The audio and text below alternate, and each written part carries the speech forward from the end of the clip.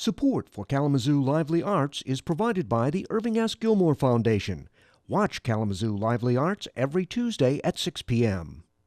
We take a deeper look into the history of the iconic Kalamazoo State Theatre. So, Stephanie, now we're entering the second level where you have the mezzanine and the balcony, and I think what people see when they come up here is the incredible skies and the stars. What about the statues? The statues are a part of the feeling of the atmospheric ambiance of the Spanish courtyard that you see. You'll notice a lot of different grotesques is what they're technically called. Like grotesque because they're ugly? I know. This guy over here, I don't want to point him out, but Not the most attractive person. not the most attractive grotesque we have here, but they say grotesques are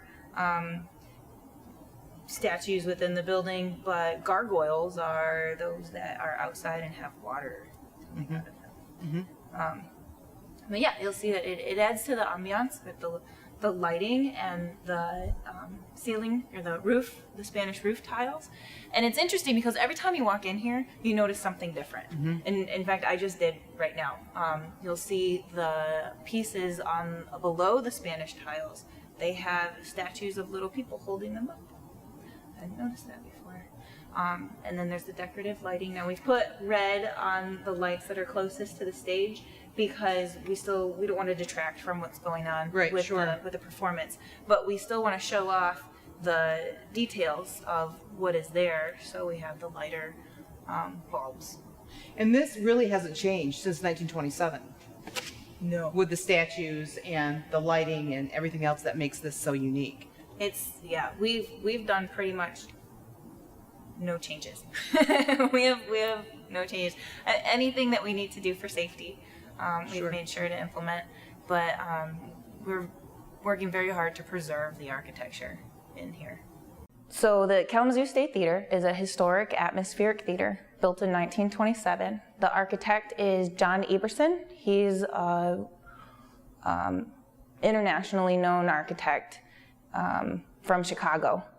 And the building was originally built as a movie palace and a vaudeville house for the Butterfield family. And they had a chain of movie theaters. The idea of having it as an atmospheric theater is as soon as you walk in the door, you're supposed to feel like you're in a different place. And you do. With all the different plaster detail. And this particular Eberson Theater was designed to look like a Spanish courtyard. So when you walk in particularly into the auditorium, you see the stars in the sky and the statues. And when it was first built, there were different gardens along the walls and in the lobbies too. So, Stephanie, this is where the organ is kept. Under this covering so we can protect it.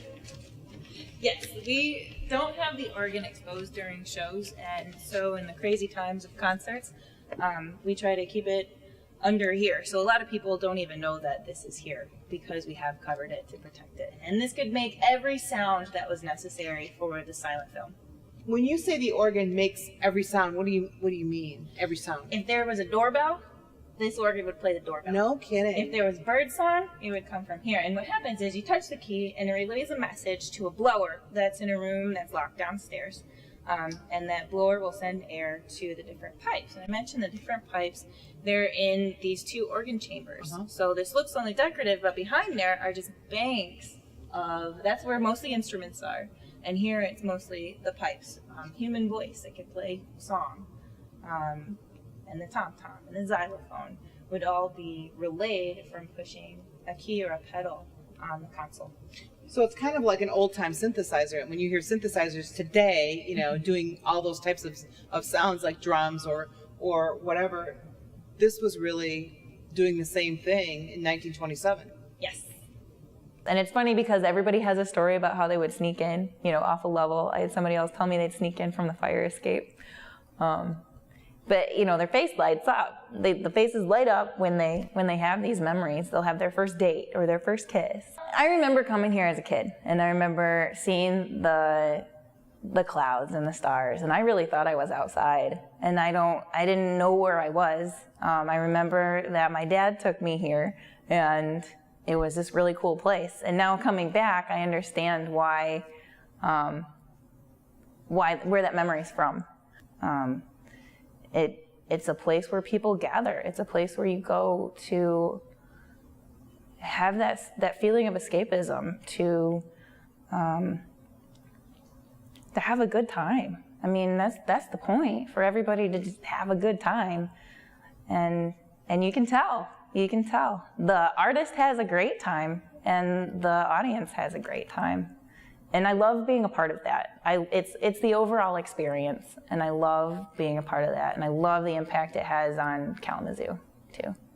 You know, Jan, this place is both intimate and huge, but it's really a part of Kalamazoo history, built in the 1920s, and yet it's still here. That's what's amazing about this beautiful theater, is that it is still here, and it looks almost exactly the way it looked back in the 1920s, with the statues and the organ and the sky, which you can't see right now because obviously, like with an older house, the upkeep, and so you have things that need to be repaired and need to be, kept up. But for the most part, it's just gorgeous. And the big thing right now is what they're trying to do is it's not air conditioned. So for this theater to be able to operate for 12 months out of the year rather than just, in the fall and winter, they are really hoping that they can modernize and put some air conditioning in so that people can enjoy this theater, 365 days a year. Okay, what's the story on the ghosts? Seriously, we understand a paranormal crew. Do you see anything? Do you hear anything spent, behind you? Yes. Spent the night. I'm a little nervous now. I know, sitting really. in the dressing room. The people that work here really are adamant that this place is inhabited by spirits. And that's not a bad thing, like not necessarily they're coming after you with a knife or anything, but they hear footsteps or they hear somebody behind them and they turn around and there's nobody there. So it's very interesting whether they're old performers or people who were living in the audience and are still kind of here, but very fascinating story, and a paranormal crew that was here wants to come back because they really feel this place is special and they want to see again. Wow, well, it really is a special place. Thank you very much for that. Watch Kalamazoo Lively Arts every Tuesday at 6 p.m.